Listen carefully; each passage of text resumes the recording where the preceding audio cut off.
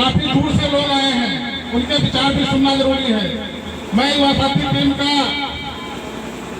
सदस्य हूँ, सदस्य के तौर पर काम कर रहा हूँ। हम जिस उद्देश्य से इस टीम को चला रहे हैं, हमारा कोई व्यक्तिगत नहीं, बल्कि हमारे पूरे देश का, SC ST OBC का और इस देश का जो हमारी आगे आने वाली पीढ़ी है, उनके लिए संघर्ष करने की जरूरत है।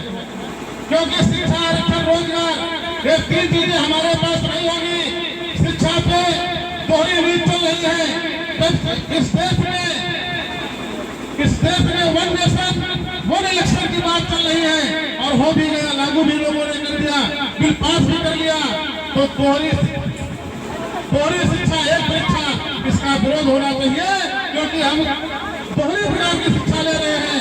जो बच्चे बहुत बड़े विद्यालय में, बहुत बड़े विद्यालय में पढ़ करके शुरू से लेकर के और आखिरी तक जो है अच्छे विद्यालय में पढ़ करके वही परीक्षा वो हाई स्कूल स्तर की देते हैं, और वही परीक्षा हमारे बच्चे जो प्राइमरी विद्यालय में पढ़ करके, जो दलिया खा करके, तहरी खा करके वहाँ पर चूल्हे की तरफ देखा करते हैं, और वही परीक्षा उनको भी देनी पड़ती है। इस चीज का भी विरोध होना चाहिए।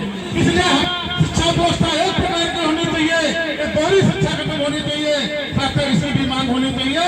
हमें अपनी जिम्मेदारी पर भी अपने बच्चों को पढ़ाने का प्रयास करना चाहिए। हमें अपनी फिजूल खर्ची कम करके बच्चों को पढ़ाना चाहिए। और रोजगार की भी बहुत जरूरत है। अगर हम रोजगार नहीं करते हैं, सरकार हमें नौकरी नहीं दे रही है, लेकिन हमें रोजगार की जरूरत है। हम छोटा या बड़ा कोई भी रोजगार करें, किसी की मजदूरी न करें, किसी के हम जो है बंधुआ न बने, किसी के हम 1000-2000 लेकर के उसके कहने पर उसका काम भी करते हैं, और उसके कहने पर हम उसके व्यक्ति का चुनाव भी करते हैं। इससे मुक्त हो जाए, इसलिए हमें रोजगार की जरूरत है। छोटा व्यक्ति छोटा रोजगार करे, बड़ा व्यक्ति बड़ा रोजगार करे। अगर आप बड़े व्यक्ति पर नहीं बैठ सकते, भले फेरी करके जो है रोजगार करें, लेकिन अपनी ताकत पर अपना समाज बेच करके अपना कमाई करें।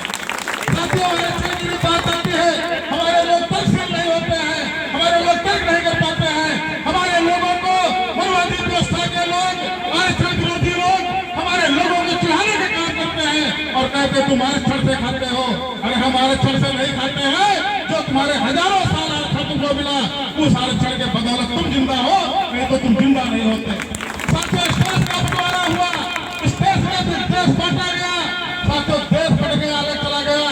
जो उनकी धन संपत्ति दौलत मिली, वो हमारे किसी काम नहीं आई। वहां से हमारी संपत्ति छीन ली गई, बल्कि हमारे पास कोई दौलत थी नहीं, जमीन थी नहीं।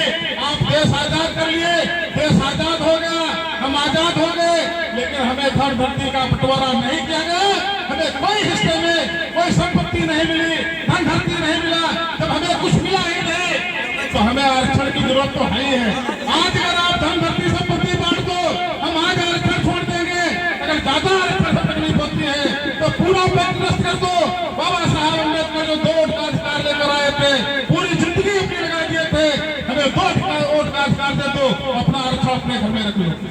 ये आपकी आरक्षण आपकी बकौती नहीं, बाबा साहब का संघर्षों का नतीजा था, और बाबा साहब को मजबूर किया गया था।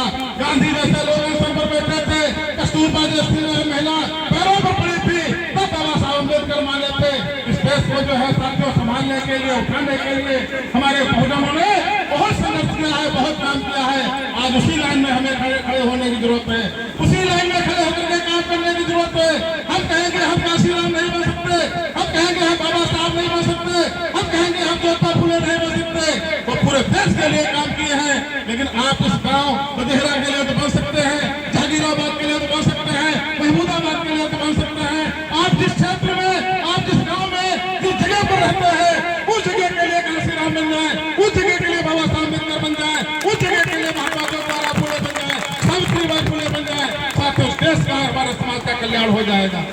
मैं इसी के साथ में और ज्यादा ना कुछ बोलते हुए, क्योंकि बोलने से भी जो बैटरी चार्ज होती है वो कार्यक्रम बढ़ता रहता है, इसलिए मैं ज्यादा लंबा ना बोलते हुए मैं आप सभी लोगों का हार्दिक वंदन करता हूँ, बहुत बहुत धन्यवाद देता हूँ जिन लोगों ने इस कार्यक्रम को 30 किलोमीटर की यात्रा को सफल बनाने का काम किया है। कि आप लोग धन्यवाद के पात्र हैं। इसी के साथ अपनी गाड़ी को विराम देता हूँ।